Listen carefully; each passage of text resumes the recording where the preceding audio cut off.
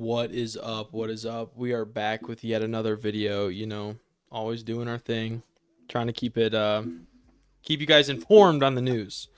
But we have a guest, but he's not really a guest. He's He's kind of like like one of the another host. Yeah, he's like Yeah, one of he's the kind of like boys. just the guy that's in our group chat, kind of, But Yeah. we play with him sometimes. He's like he got invited into the group chat like just so that he could like feel like he belongs. Yeah. I appreciate you guys including me. I'm not included in many things, and I really needed the pity, so thanks. You're welcome. This is Ben Vansumeren, a baller you're in like north of Grand Rapids. What's your Whitehall, town? dude. Whitehall. It's like White Castle, but without the burgers. So Yeah. Very much Basically so. in the middle of nowhere. Ben plays a lot. He plays a lot of A tiers. He made it on coverage just singular time. he did. I watched it live. Coverage. That's one more than you, Frank.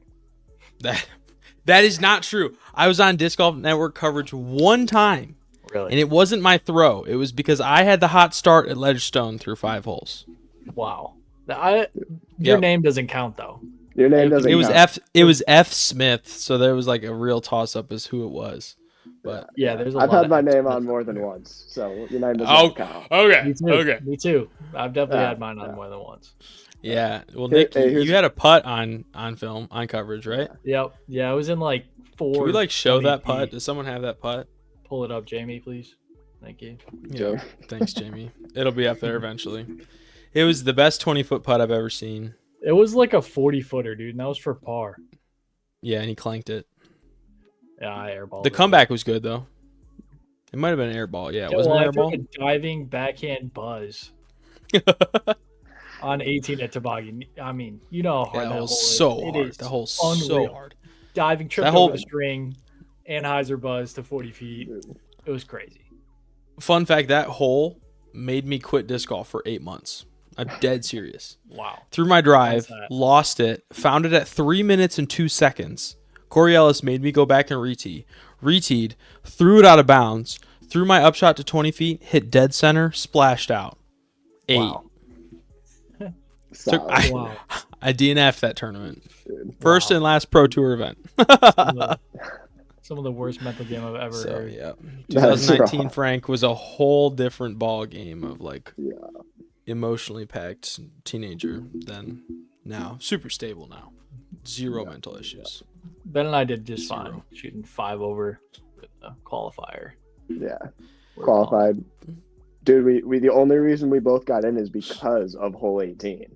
That's the only reason we were both in, dude. Yeah.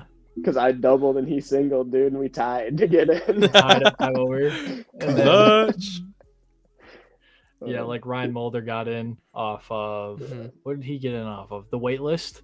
So Ben and I were next up. We were both tied at 5 over. And then we both got in. Nice. It was because Ryan Mulder beat us for score, but dog. Ben shot 5 over a couple more times and I did not. I did. I didn't do any better. Nick played some phenomenal disc golf that weekend. He did. It was nuts. It was crazy. Off the freaking qualifying event is insane. Yeah. 17th? Yeah, I'm definitely hoping to do at least one more time. Yeah, maybe. He'll do it. About that with how much you've been playing, he'll do it. Yeah, I could see you shredding Idlewild. I really could. I don't know if you want to go down there. Here's my dude. That's all Idlewild is. Really? Yeah. Dark horse prediction is if Nick plays Kansas City, he's got a good chance there with the new power too. Yeah. You mean like and that spin putt in the wind? My putt's feeling pretty good. Not gonna lie. It looks great. Yeah. Not gonna lie, dude. But my putt, on the other hand, 550 now. Bad. I played today, and I haven't hit chains on a circle 2 putt in like 2 weeks. It's bad. It's real bad. But are you still doing your putt? Your putt? Doing your little finger thing? Yeah. It's obviously not working.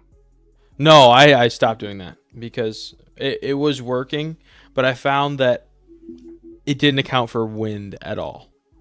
and I didn't account for any other elements other than indoors. Dude, indoors though, it doesn't miss. So you can adapt.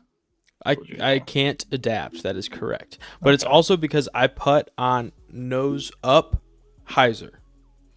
So if there's anything other than a headwind or a tailwind, I'm not good. Yeah. Yeah. You mean a right to left? It just lifts. A left to right, dude. It drops to the right. It so drops. You just aim high and left. You aim high left, dude. It's cash. It's just like a tailwind. Yep. Yeah. I like everything other than right to left crosswinds. So what's your solution? Spin. I just literally just. So. That's what it looks like in your head, but it actually looks the exact same. Yeah. Yeah. That's how it is for everyone. Yeah. I've been working on my putt all off season, and then I went out and played next to Nick, and he goes, "Your putt looks exactly the same, dude." Dude, he says it's different. I'm like, dude, it literally looks the same. Looks like it's almost falling his head in the bottom, and then comes out like kind of flat. Yep. Nice. Every time. Nick and I have given plenty of updates, but walk us through off season, what it looked like. I mean, you're moving into the season. If you guys don't know, Ben is 987 rated. 992. 992 update. I think that's a career high. That is that a career high? But you know why? Because of the coach. You got to remember the graph. Yeah. So man. If you want to run down on my off season, I started out doing my own thing, and then I saw this reel on Instagram, and it showed this little piece of cardboard, and it had a graph that said with coaching really short line and without coaching really long line, and it really hit home with me. So I got a coach. Wow. His name's Nick Crush, and sounds familiar. Yeah. But no, in all seriousness, I've been with him for a month and a half now, and the games are crazy. Like, I always thought I could troubleshoot pretty well myself, but when you give somebody else the reins and let them worry about everything, and then you just try to execute, it's just so much easier mentally. It's way less taxing, and progress just comes a lot faster. So it's just been that and a lot of putting, just a ton of putting, doing kind of what Nick talked about a while ago, where a lot of short sessions to kind of stay fresh throughout the day. Yeah. I've been doing groove. Yeah, exactly. Passing the putt. I think I might do a little bit more.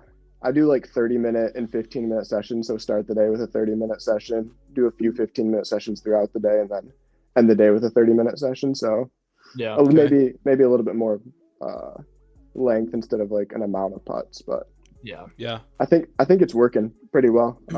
Good. Last tournament, I think I missed one inside the circle putt, and the other ones were just the one bad hole that I had where I missed them. They just were sliding on that ice back and forth. So yeah, it's hard to gauge like where your game's at when it's just sliding on the ice. So March should be a lot better, where you putt from 30 feet and it just sticks in the mud. Yeah.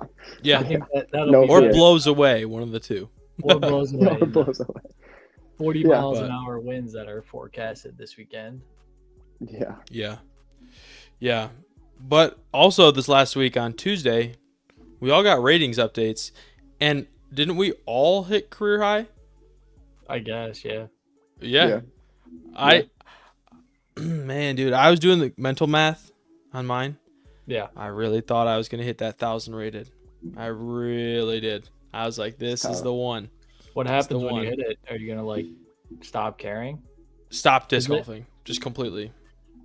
That's kind of what happened to me. Once you hit 1,000, you're like, okay, I did the thing. No. I just play. Like, I don't got to worry about rating anymore. I do think it's going to be a little bit of that for me. I also think that it's going to climb because, like, I mean, I mentioned this a couple weeks ago, but last year my highest rated round was 1033, which is like incredibly consistent. Exactly. But it's to be 998 rated and have the highest round be 1033, my consistency is ridiculous right now. And I felt the same thing. Like, I didn't play as well as I wanted to at Ashtemo, but shot 1010 rated golf. So I just want to kind of keep shifting that consistency up of like. Do you think Zach O'Hearn had a higher rated round than you last year? Oh gosh, no. He's a good disc golfer, but I don't think so. Did he? Do you know? Hold on. I'm going to pull it up right now. Plays a lot of Garfield Park. Which is possible. Oh my God. That was all right, we're checking. check faster than me. Yeah, I'm on ratings detail right now. You got to sort it by rating. I think I have to quit.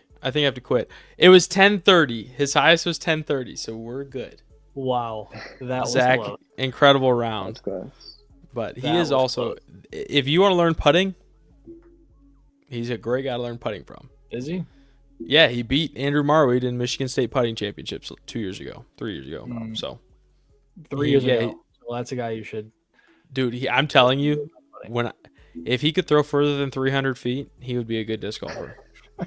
But if he's inside circle 2, the putt goes in the basket. It's just. Oh my God. Yeah, his form's pretty bad. He needs to work on that for sure. Have you guys noticed that? Have you guys noticed that any ratings have kind of changed now that there's more Michigan players that are higher rated? I feel like there's so many good disc golfers in Michigan that are high rated now that ratings seem to be maybe a little bit different. I would agree. I think everyone's just getting better. Yeah. I agree with both Nick and you, Ben, because like the ratings at Ashimo were pretty fair this last weekend, but there's so many of us now right around that 1,000 mark that like these courses that we're playing are difficult enough and have enough variation to them that there's 1,000 rated dudes shooting pretty poorly on them as well. Yeah, and so I think ratings finally in the Midwest are going to start going up. I don't think we're going to have really high ratings. I think that's kind of what we've already established of like, you want to shoot good rounds, like don't play in Michigan. Like you can't get high rated rounds. But I think you're going to see a consistent, like stable rating at like, you're going to see a lot of 1,000 rated rounds, a lot of forgiving rounds, but I don't think you're going to see some massive rounds. Yeah, I don't know if we have the courses for that.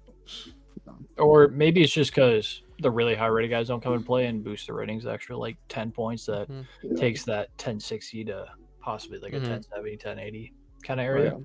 Like those rounds only come up when like Andrew Marweed basically comes around and he just pops off and shoots like a 17 down or whatever and shoots a 1080 rated round. Right. But he's also just that good. So is it that or just is he just better than everyone else? I think it's hard with the Michigan courses. Michigan courses are tough to tell because it's different skill set completely, I think. Yep. Yeah, I mean his forehand works great everywhere.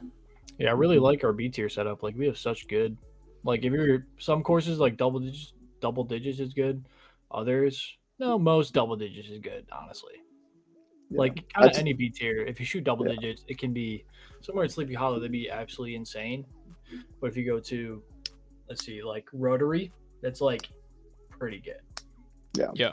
I think if you shoot 9 or 10 at most courses, you're not going to be maybe ecstatic, but you're not going to be real mad either. You're going to be okay. Right. Yeah.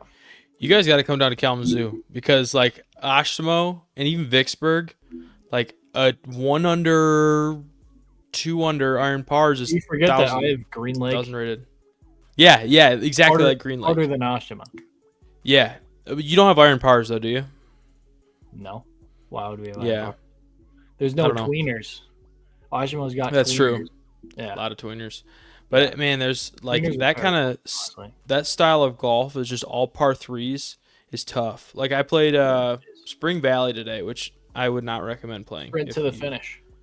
And Spring Valley is like every single hole is a pretty easy par, but to birdie it is difficult. And if you have a bad drive, you're not parring. Like, so it's just, I don't know.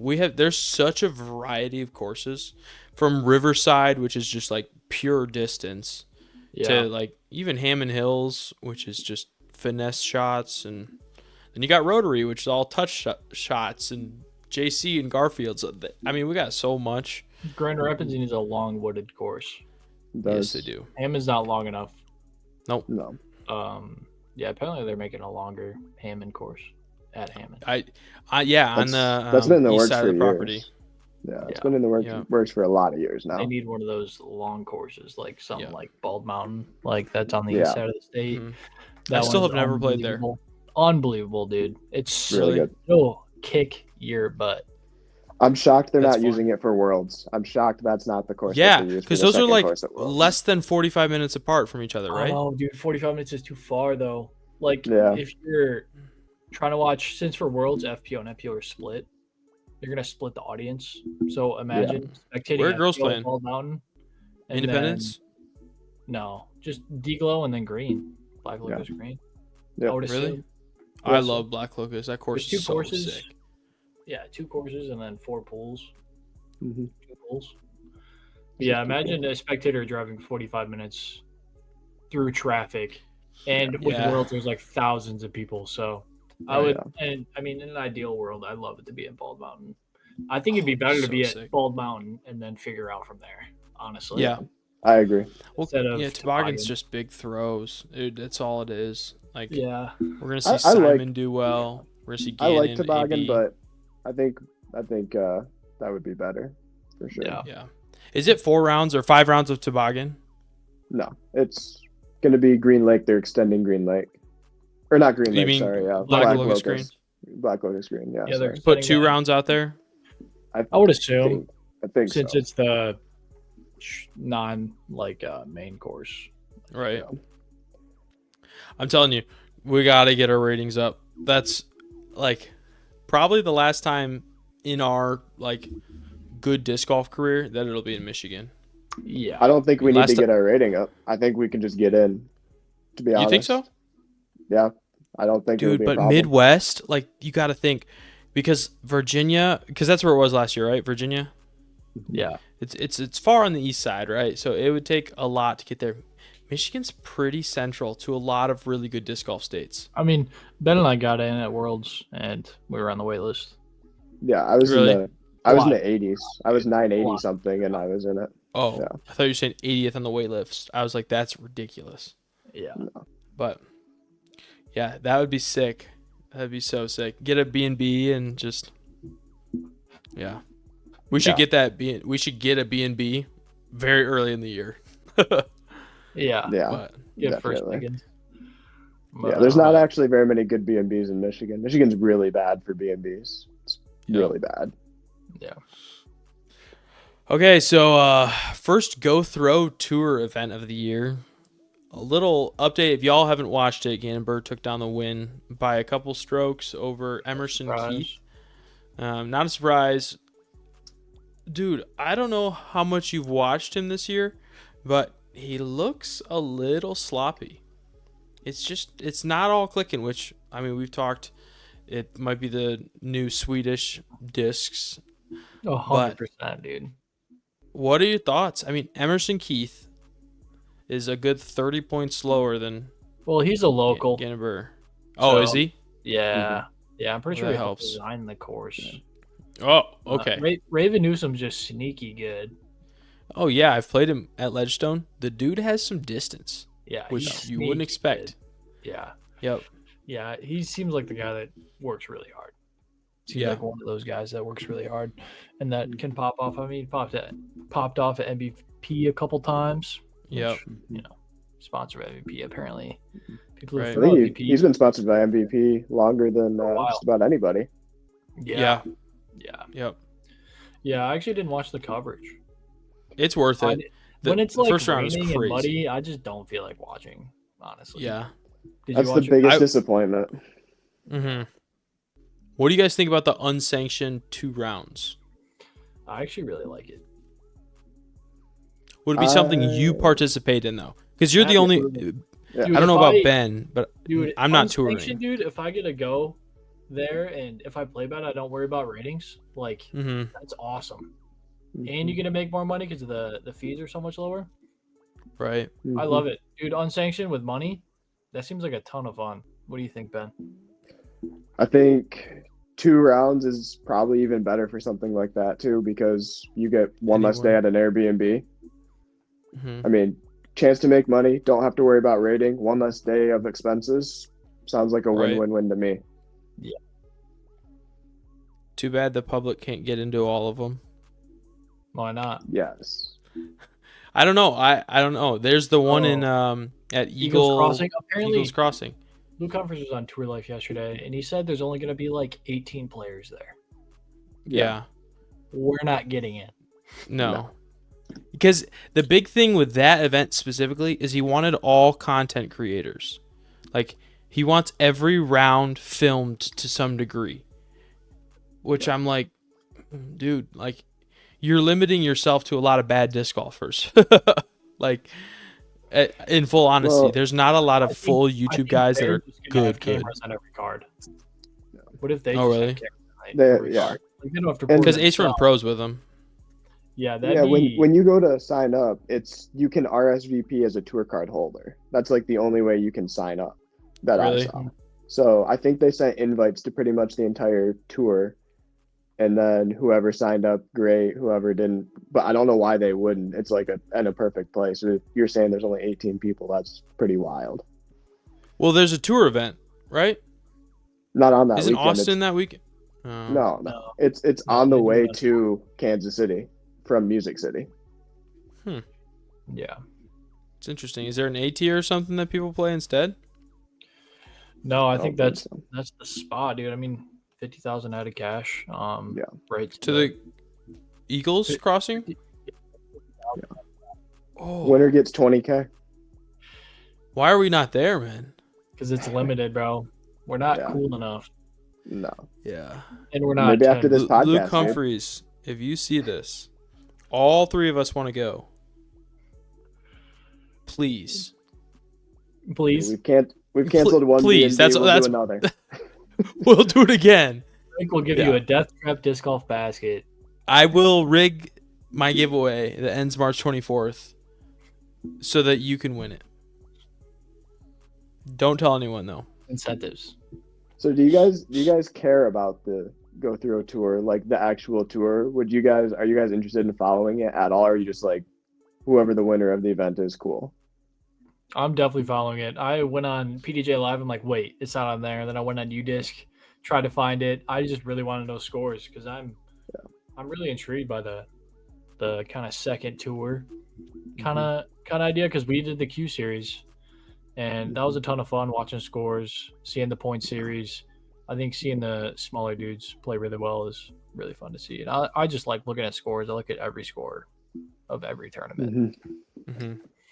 I am not interested in the slightest. Like, I will watch any coverage that they put out. I'll watch it because I like Go Throw's coverage more than I like Jomez. Maybe that's a hot take. Wow, but that's a hot take. I love listening. I love listening to Tall Paul and Luke. Like, I think that their coverage is good. My biggest thing with Jomez is I feel like it's very systematic. Like, A plus B equals views. You know, we just keep it chill, keep it calm. And I like some of the emotion that they got in GK. I also like that they play in the event and are like at the top in GK of like, oh, well, Luke birdied this hole. Oh, well, Paul birdied this hole. That kind of stuff. So, and I don't know. I love Tall Paul's voice. Like, his voice is so soothing. You can't deny it. But I also don't really care who wins the tour. Yeah, that's what I was wondering. I'll be watching. I have a hard time watching any post produced, to be honest with you now. Now that I've experienced some live. That's hard. Why? So much. I actually don't watch that much post produce either, because I'm like, I just want to watch the live disc golf. I really post produce. I can't like sit down and lock in with it anymore because I already know what happens. Mm-hmm. Yeah, exactly. But with live, I'm locked in for 3 days. Really? Excited to watch it. So you're sending me your login then? I think I got one user left, I think. Oh, really? So it's like a weird in between. Yeah. Yeah. Yeah, I need it's to get it. $6. I had it all last year. It was nice. I will say, in my dorm room, I would leave it on 24/7, and people would I would come back from my like work, and our dorms were fully open door, which was sweet. But I'd come back and there'd be dudes from my wing just in my room watching disc golf. Yeah. So, yeah. Yeah. You didn't even talk about your week, Frank. What is your training like? Is it just selling insurance? Or? Yeah, you want definitely home and auto? Perfect. Yeah, no gym. But you don't want to see these biceps, dude. No, I don't. But I have been really focusing on purposeful effort in my practice. So like, I play a lot of practice rounds because I personally like a full round 18, one shot each hole, very, very It's so efficient. Just play for 2 hours and throw 18 shots. That's super efficient of you. It is, because I have been playing disc golf for now 12 years. So I know what my body's going to do, but what I need to consistently lock in is adjusting that. Because let's say from 1 to 100% on a shot scale, right? Like 100% is the best possible shot you can have. I'm throwing 95% almost every single time, but I'd love to be at that 100%, like very, very little error. And that's part of the reason why I like woods courses, why I like tricky courses, because I throw the disc very consistently. And so I'm really focusing now on not being okay with slightly off and locking in on each shot, especially in the putting. And so this week I played 3 really intentional rounds at this course I'm playing Saturday, just to see what it's going to be like.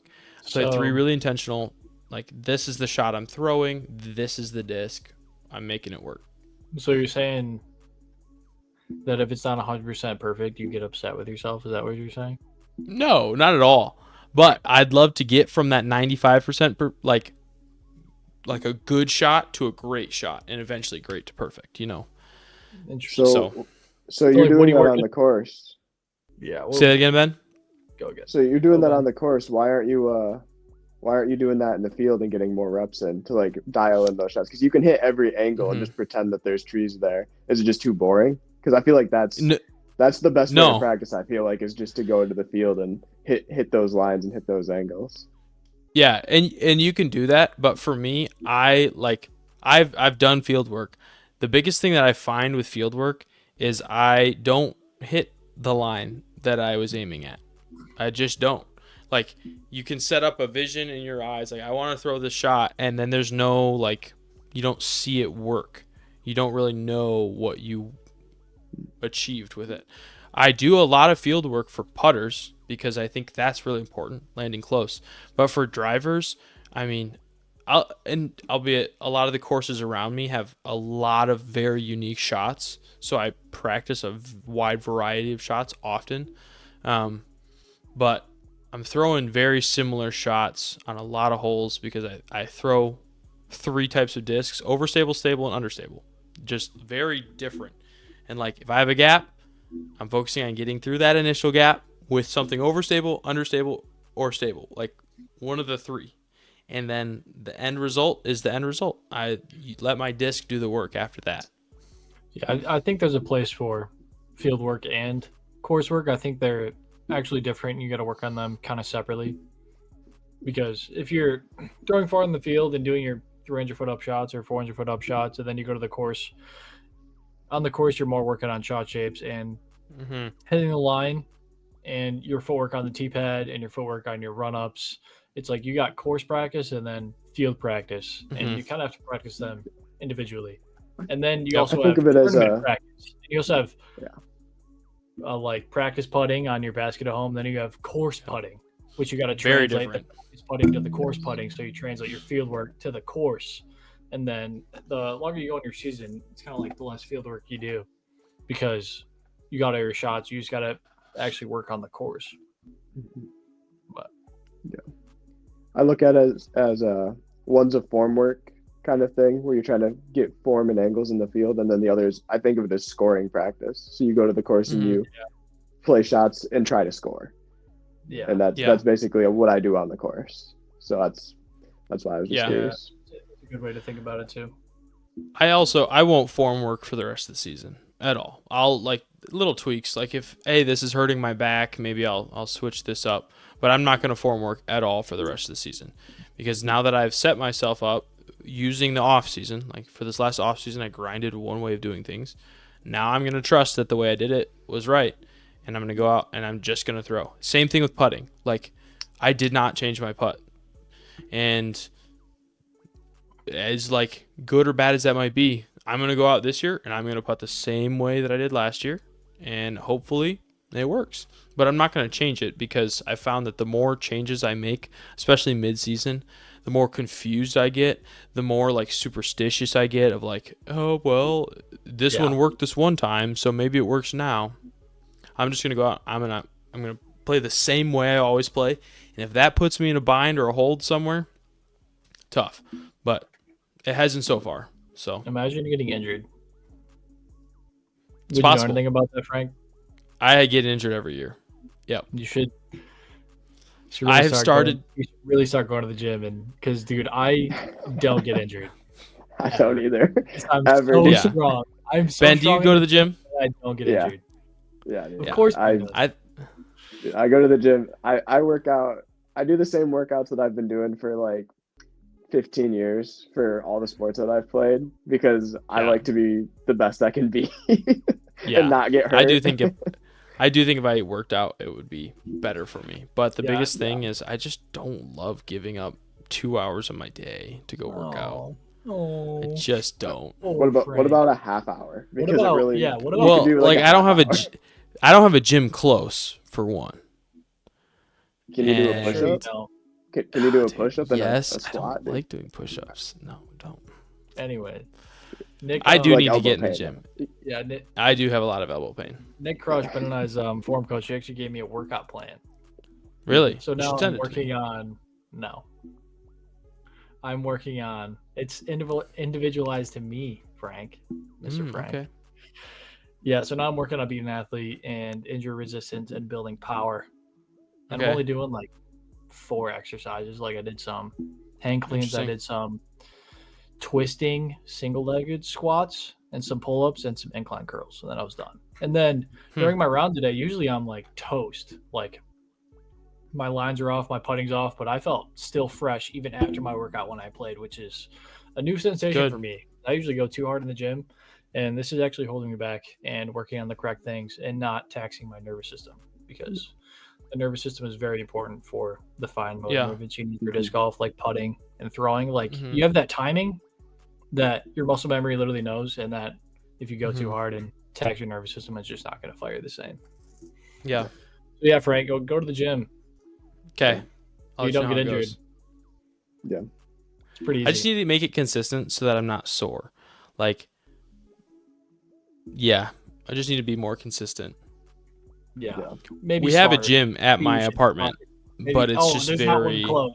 There's not one close. It's like 6 treadmills and a set of 20 it's like so 20 far pound weights. Away. It's in my apartment. So if I could run, maybe I'll just go run.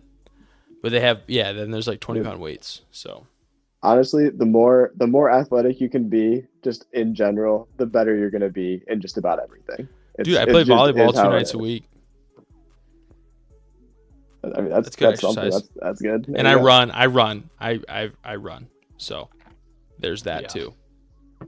But I'm gonna start doing flexibility stuff. Like that's something I focused on a lot last year.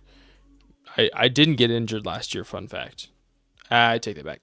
I got injured working out. Fun fact last year. I think it was a slight tear in my tricep doing preacher curls.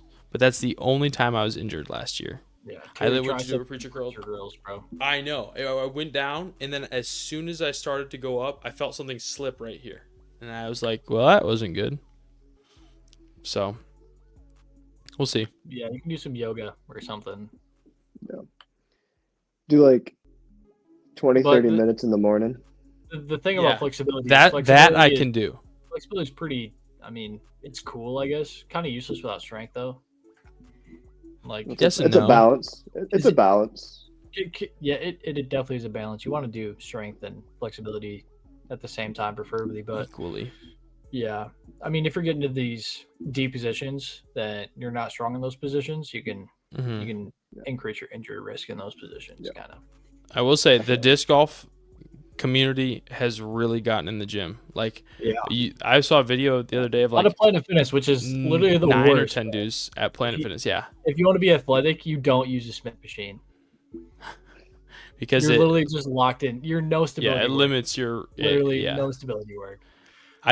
When I do work out, it's only with free weights because I don't like being restricted. To perfect form. So, but you got to think they usually have Planet Fitness memberships anyway because they live in their van, so they go shower there. They can work out there. It's pretty easy. It's 100% better than nothing. But Absolutely I do like seeing more more Planet Fitness, more people going. A lot of disc golfers because they know it's good for them. Yeah, I feel like every story is disc golfers in the gym now. Like right before the season started, it was like, oh yeah, and it was deadlifting. Every single video was them deadlifting too, which was pretty funny. I thought it's because it's a good lower body exercise, hamstring. So yeah, deadlift's just great in general, unless you overdo it. Yeah, but Waco this weekend. Ben, you first. I want to hear your predictions. Who's taking home Waco? I'm gonna go with my heart and say Paul Macbeth. He looked good. Of course, I knew it. He looked good. Paul, for the people. Win How this amazing would that be? It's gonna be really windy. Really, you think so? I don't think it's gonna be super windy. Texas, dude, this time of year, it's maybe I looked at the wrong. Yeah, it's in Brazos, Texas, or something like that. Who do I think is going to win? Who's really wind resilient? Gannon? Well, dude, Gannon's everything resilient. He is everything resilient. Okay, Waco Saturday is supposed to have 35-mile-an-hour winds. That's a lot. It's not. I'll tell you this. It's going to be an Innova or a Discraft guy. I don't think Gannon will win it. Bold prediction, Frank. Bold. I know, and I say that because they're not S-line discs. If you're an S-line thrower, you're not going to do well this weekend. Sorry, guys. When I think of wind, I think it's stable. And Goose, he throws really stable stuff, but his putt, he went back to his normal. Dude, he went back to his normal. No, he did not. He was putting terribly. Yes. There was a video of him on VPN, and I'm like, it was his normal putt. No, dude. I don't know what happened. Like, listen, I know he had one bad spin putting day, just like every spin putter, and then decided that it wasn't good anymore. Yeah, been there. Yeah, but that's tough. Ezra's definitely not going to go back to back. Isaac's not going to play good here. You know who could win this? I like Ricky. You know who could win this? Austin Turner. Kind of a dark horse. Could take, dude. He throws only hyzers, and he throws like 550-foot hyzers. Yeah, he's disgusting really distance. And a lefty out there. That's a forehand heavy course. That's why Ricky could do well. I think he could if he could get that putt fixed. No, I don't. He did well last year, didn't he? Yeah. I mean, he might get in the top 10 or top 5 after the third round. Potentially. Let me look at this. I could see it. I could see it. What do you guys think about them switching it from a plus event and having 2 courses back to a 1-course 3-day event? I like it. That course is so sick. It might have not performed as well as I thought it did. Maybe. So they went back to the 3-dayer. I mean, what's the plus events now? Like, you got D-Glow, and then are they even doing plus events? Yeah. There's 2. There's open at others, Austin, right? Open at Austin is 1, and then Ledgestone is 1, D-Glow is 1, and then OTB. You're right. I think OTB is 1 as well, isn't it? Is MVP? MVP might be as well. But there's a few. I think you got to limit those to the Midwest, just more people. They must have went with Austin because there's more people there than Waco, so they're putting more of their resources into the Austin. Yeah. I was gonna play Austin. I was in, but I got in 2 days ago, and I was like, I don't want to buy a plane ticket now. So I think Andrew Murray is gonna be good this weekend for sure. With the forehand, dude, his putt though is so pitchy. Like, I know he's a good putter, but I've seen him play in the wind, and I mean, I played with him at River City last year when it was, or not River City, States, when it was super windy, and he was banging every putt anyway. Really? So yeah. I'm gonna go with Ricky just because I really like Ricky. Wow. Yeah. Get the good old Paul Ricky battle, dude. That'd be pretty sick. Who do you got, Frank? Who's your pick to win this? When you said Goose kind of hit me. I think I'm gonna go Goose if Goose spin putts. If Goose is pitch putting, then I'm putting him bottom. I'm sorry. It is not not time to put your bets on Goose right now. If he's spin putting all 3 rounds, my money's on Goose. If he's not, I'm gonna go Austin. I'm gonna go Austin Turner. I think it'd be fun to see him take it down. A first win. I'm just voting against Gannon. I think Gannon's gonna win it, but I'm just gonna vote against him. Gannon's a safe bet. You got to be a little creative. Why can't I think here's the thing: if disc golf betting were a thing, I think Gannon's odds would be more likely to win than all of the rest of the field. Like in a golf match, like I want to say Scotty Scheffler last year, his best odds were like plus 300, which like you triple your money. That's insane. Yeah. Yeah. I think Gannon's negative. I think like genuinely he is projected to win every event. Dude, he got like 12th last weekend. He's not negative. I know, but I just think he could get to a point this season where he's negative. Kristen? Yeah, that's fair. Yeah. Well, she isn't first event of the year. Does she take it down? I don't think so. Got to figure out the Sweden stuff. Yeah, it's stuff. They can't throw their old Discmania anymore. Yeah, I mean, the good Discmania. Tyler Schultz didn't even make a post about it. He didn't even do it. We won't talk about that. He's probably just gonna be throwing his old DD3s anyways. Yeah, I found one of his discs last year. Called him, didn't answer, kept it. Thanks, dude. Gannon has one of my old Innova PDs. Can't use it anymore. It's so sad. You gotta get it back, man. You gotta get it back. Dude. That's funny. Dude, I should text him and just be like, "Hey, you want to send that back now that you can't use it, dude?" Yeah, that would be ideal.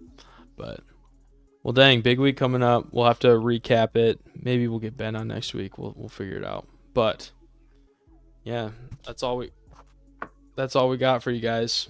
Cool. Unless you guys got something crazy that I don't know about. But enjoy the rest of y'all's week. Message us if you want to be on the podcast. Message us if you have a cool highlight. We'll throw it up. We'll highlight you. Because it's really cool. Buy Nick's jersey. I'm mirrored. I don't know which side it's on. So buy Nick's jersey. And my jersey will come back soon. There you go. So all right, y'all. Cool. Thanks for watching. Stay sweet. Thanks for having me. We'll see you next week. Thanks, Ben. Oh.